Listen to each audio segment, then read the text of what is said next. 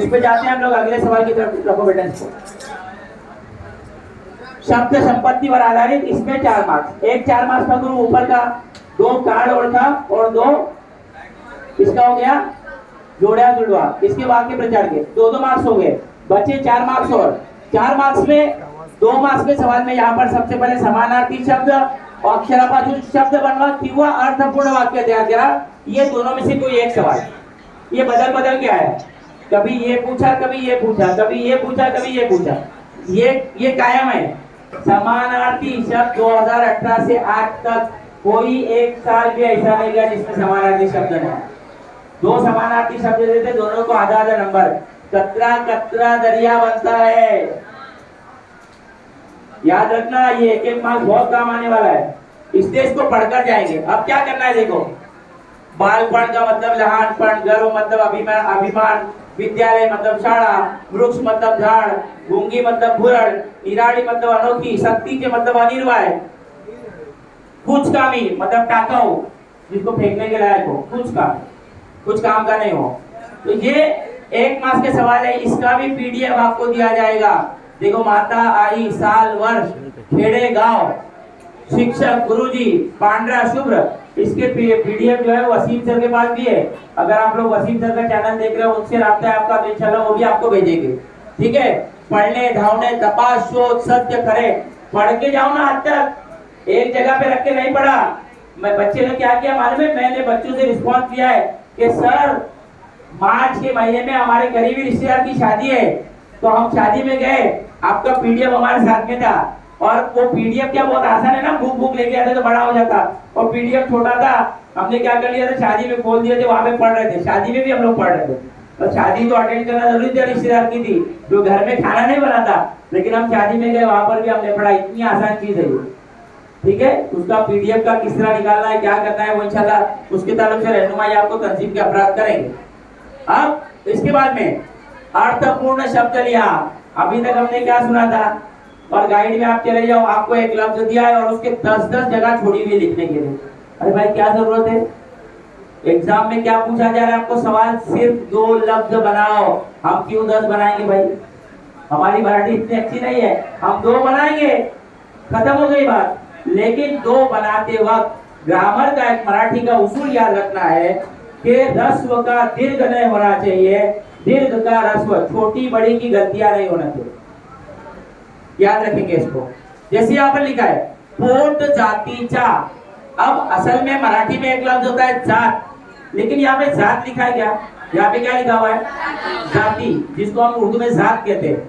तो जाति, तो यहाँ पर पोट लिखो और जाति लिखो, जात लिखेंगे तो गलत हो जाएगा। समझ में आया मैं, मतलब जो कंडीशन में हुर्फ मौजूद है वही कंडीशन में उसको हमको लिखना पड़ेगा। मतलब अगर आपने पोट और जाति लिखा, इस पर आधा मार्क्स, इस पर आधा मार्क्स, लेकिन आपने लिखा पोट और जात, पोट लिखा तो आधा मिलेगा, जात का आपका मार्क्स कट हो जाएगा, मतलब तो आधा ही नंबर मिलेगा। ये गलती नहीं करना। दोबारा बताओ बेटा, दोबारा बताओ, एक और सुन लो। यहाँ पर लिखा है उपकारक, यहाँ पर आपने एक लिखा उप, आपको आधा नंबर मिला। आपने कारक लिखने की जगह आपने क्या कर दिया, करक लिख दिया। आपने ग्रामेटिकली मिस्टेक किया, सामने था, देख के लिखना था, फिर भी आपने गलती किया, तो आपका आधा नंबर कम हो जाएगा। यहाँ पर नीचे आ जाओ, पक्षी संरक्षण विषयक, इसमें बच्चे क्या करते हैं, पक्षी लिख कर आते, लेकिन यहाँ पर पक्षी, क्योंकि मराठी का एक रूल है, जब 2 लफ्ज मिलते हैं तो जो पहले लफ्ज का आखिरी लफ्ज होता है वो ह्रस्व हो जाता है। दीर्घ है तो ह्रस्व होता है, ह्रस्व होता है तो दीर्घ होता है। पक्षी कैसा लिखा जाता है, दूसरा लिखते हैं, दीर्घ होता है। लेकिन यहाँ पर क्या कर दिया, जोड़कर पक्षी का शी पहले कर दिया, तो यहाँ पर ये पक्षी लिखेंगे तो आपको मार्क्स नहीं मिलेंगे। ये कई मर्तबा आपको गुमराह करने के लिए सवाल आया है, इसलिए बोल रहा हूं, सुन लो। यहाँ पे संरक्षण लिखेंगे आपको मार्क्स मिलेंगे, विषय लिखेंगे मार्क्स लिखेंगे, विषयक लिखेंगे तो भी मार्क्स मिलेगा। समझ में आ रहा है, मतलब ह्रस्व दीर्घ हम घुमा नहीं सकते, हमको घुमाना नहीं है।